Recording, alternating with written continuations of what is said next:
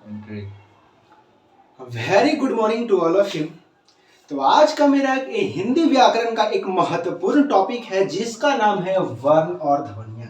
तो आज की क्लास में बेसिकली मैं ज्यादा नहीं बताऊंगा, जो भी बताऊंगा आप लोगों को पहले ही इंट्रोडक्शन के तौर पर दे देता हूं कि आज की क्लास में वर्ण क्या है, वर्ण किसे कहते हैं, वर्ण के कितने भेद होते हैं, एंड उसके बाद जो हम बताने जा रहे हैं स्वर वर्ण किसे कहते हैं, स्वर वर्ण के कितने प्रकार होते हैं। तो आज जो की क्लास होगा वर्ण का स्वर वर्ण तक की जो क्लास होगी, तो बस आप लोग इस वीडियो को लास्ट तक वॉच करना। तो चलिए मैं यहाँ पे लेकर आता हूं जिसका नाम है वर्ण और ध्वनियां। जैसे बेसिकली आप लोग जानते हो कि वर्ण एवं ध्वनि, ध्वनि का मतलब क्या होता है, बोलो। ध्वनि का मतलब क्या होता है, मौखिक। क्या होता है यार आप लोग ध्वनि को क्या करते हो, मौखिक बोलते हो ना भाई। तो ध्वनि हो गया आपका मौखिक, एंड वर्ण जो है वर्ण आपका लिखित है। क्या है, लिखित है। तो चलिए यहाँ पे हमने लिख दिया है कि ध्वनियां मौखिक हैं एंड वर्ण लिखित है। आइए इनका हम परिभाषा जानते हैं।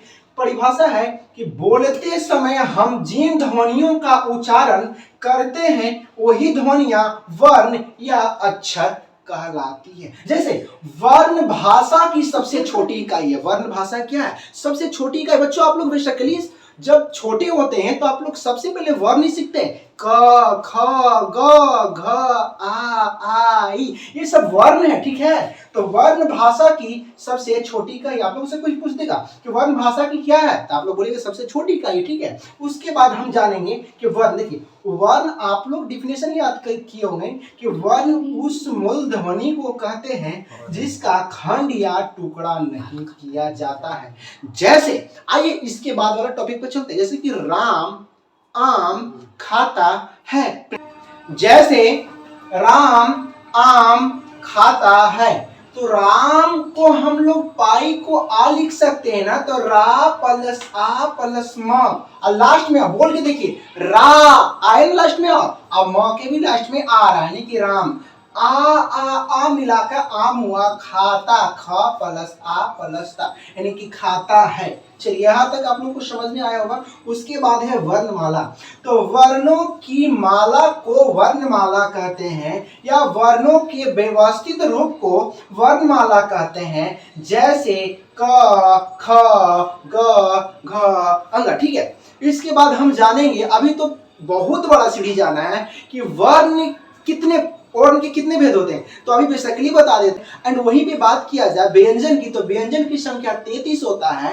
आइए अब हम देखें कि वर्ण को दो भागों में डिवाइड किया गया है, एक स्वर वर्ण और एक व्यंजन वर्ण। तो आज की क्लास में हम सिर्फ स्वर वर्ण पे चर्चा करेंगे। और एक इंपॉर्टेंट बात, अगर आप लोगों से कोई बेसिकली पूछ दे कि कुल वर्णों की संख्या कितना है, तो आप लोग बेहिचक लगाइएगा 52, यानी कि 52। आइए वर्ण के दो भागों में डिवाइड किया गया है, तो उनको अभी हम लिख कर आप लोगों के बीच टाइप करेंगे इसके लिए। तो वर्ण के दो भेद होते हैं यहाँ पे, एक वर्ण के दो भेद होते हैं, एक स्वर वर्ण और एक व्यंजन वर्ण। तो स्वर वर्ण किसे कहेंगे, तो स्वर वर्ण कहने का मतलब आ ई।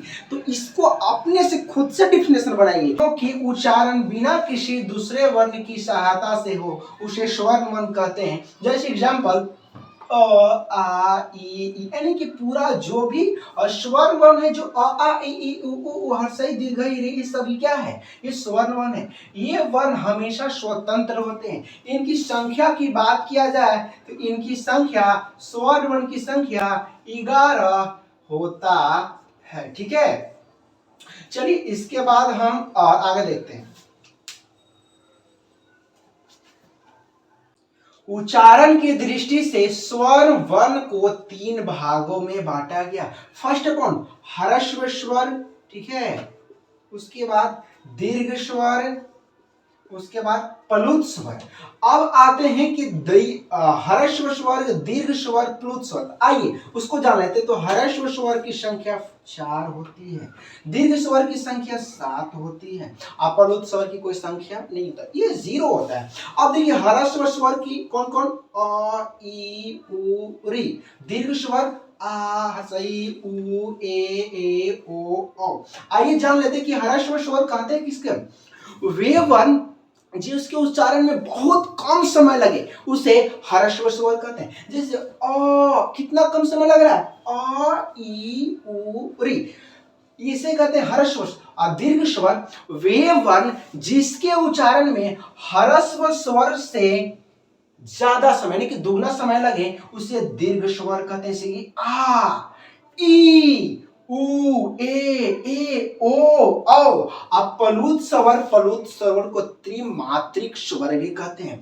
प्लुत स्वर किसे कहते हैं, वे वर्ण जिसके उच्चारण में स्वर्ण वर्ण दीर्घ वर्ण से दुगना समय लगे उसे प्लुत स्वर कहते हैं। जैसे इसका उच्चारण में जैसे कि मुर्गा नहीं होता, बाघ देता कुकड़ू कुक, ओए सुनो, ओम, ये सब के उच्चारण में प्लुत स्वर का इस्तेमाल किया जाता है। तो आप लोग को लगता होगा कि आई में हम लोग जितने भी जाने 11 एंड उसमें लास्ट जो बचा गया है अन और अ, आखिर ये भैया क्या होता है इसके बारे में तो आपने बताया ही नहीं। तो कोई ना, इसके बारे में हम नेक्स्ट क्लास में बताएंगे, ठीक है। अगर आप लोग को आता है कि अन और अ क्या है तो कमेंट सेक्शन में भर दीजिए, ठीक है। तो फिर मिलते हैं इसी नए वीडियो के साथ, तब तक के लिए आप चैनल को कर लीजिएगा सब्सक्राइब। Bye bye.